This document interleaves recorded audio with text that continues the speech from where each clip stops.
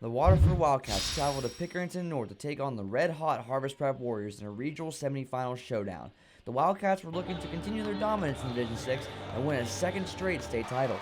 However, the Warriors had other plans and looked to end the dominance and go on a run of their own. Starting in the first, the Warriors fired right away with Janae Carter receiving the pass from Israel Smith and splashing in a three-pointer to open the scoring. But Waterford would respond with Elsie Mallett driving in and dishing it to Zoe Smithberger, and it is on the money. The first would be back and forth, but Waterford would get a late bucket by Kira Ponchak to take a 13-12 lead into the second. Jumping to the second, we saw a defensive clinic from Harvest Prep, shutting down any opportunity the Wildcats could muster and scoring at will, dominating in the paint and creating turnovers like this one forced by Janae Carter, and she launches it down to the court to Amari Johnson for the easy transition score. The Wildcats could only muster 2 free throws in the quarter and went to the locker room within a big hole, down 29-15. In the third, defense began to take over for both teams, trying to find any ability to score. The Warriors continued their dominance and forced turnovers, which turned into more points with this steal from Jordan Johnson and a quick pass to Israel Smith to extend the lead by 17.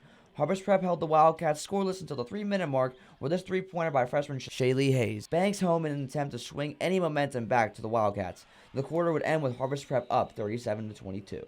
In the fourth, the Wildcats would not go down without a fight, with Ava Hurley and Shaylee Hayes hitting back-to-back three-pointers and forcing a Harvest Prep timeout.